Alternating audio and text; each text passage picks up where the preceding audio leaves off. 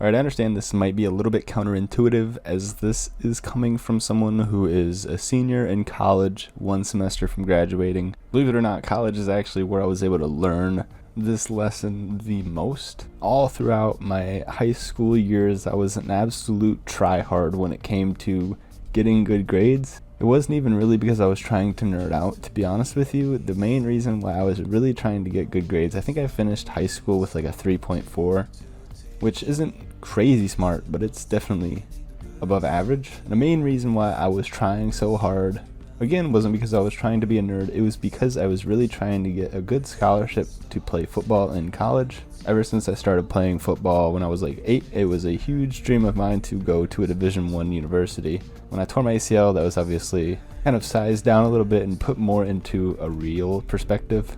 I still did play NAIA football, but I saw a lot of people around me, especially some of my best friends, completely struggle with getting good grades. Craziest part about it is these dudes are actually extremely smart. When we hung out after school and just did random things, talking to them, I could feel they were on the same level as me intellectually, and on some subjects they would even be somewhat even higher than me on the intellectual level. But you could tell when it always came to their classes and stuff, they would stress out, and it would definitely be something that was just not a strong suit for them. In a lot of societies, I feel like this is something that is almost universal at this point. Good grades are something that people feel is the ultimate measure on how successful you will be as a person in your life. The truth, in all honesty, is that this is not at all the full story. Your grades are just one single sliver, and it honestly might not even show the truth. It doesn't define your intelligence, your potential, or your worth as a person. And especially with how today's curriculum is displayed and given to a lot of people, it almost isn't even an accurate representation or measurement of intelligence. This video is not going to be a complete knock on the education system. That could be a whole different separate topic. And honestly, I do appreciate the education system. When I went up throughout my years through school, I honestly, looking back, appreciate all the stuff that I was learning and stuff that I went through. But I know a lot of people have different outlooks and perspectives, and especially in today's day and age with people going through school, it is completely different than even 5 years ago when I graduated. But I failed multiple university classes in my last 4 years attending college, so I feel like not a better time for me to actually be able to relate with this. I don't know my exact GPA right now for university, but I believe it's like a 3.1. But again, like I said, I failed, I think, at least 2, I believe maybe even 3 classes, which if you don't know, that's a hefty payment just to not even pass the class and have to repay it all over again. I think it's like 3 or 4 grand per course. Not only embarrassing, also expensive and draining. And you know what, honestly, part of me, when I failed these courses, it took a lot out of me not to just kind of completely shut down and not even bother taking the class again.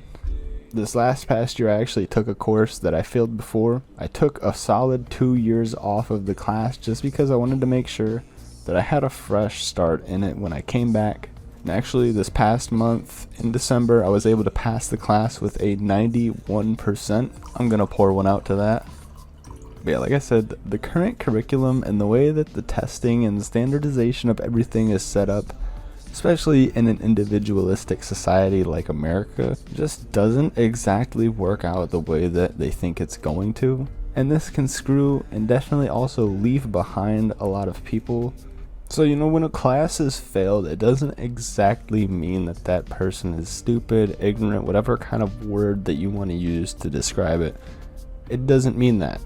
When you get a bad grade or you fail a course, it could honestly just be a misalignment of the skills or interests, challenges that could be facing that individual beyond the classroom, even just difficulty adapting to that specific system that the teacher has in place. I could give you a ton of examples where students absolutely excel in a topic, but because of the structure of that specific classroom or the teacher or the school or the administration, whatever it is, the student just finds it difficult to adapt and excel in that specific curriculum or system.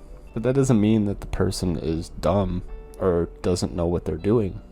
This example is going to be extremely cliche, but I think it is one that is going to drive this entire point home the most. And I actually have 2, maybe even 3 or 4 examples of this. I know you guys have all probably heard of Jennifer Lawrence and all of the crazy accolades that she has been able to accumulate during her life. It is also a fun fact to know that she actually dropped out of high school. Rihanna, Jay-Z, Walt Disney, Steve Jobs. Hopefully these names are ringing a bell. None of these people passed high school. They all dropped out. I don't even have to explain how successful any one of those people that I just listed are. It's pretty self-explanatory just by you knowing their name.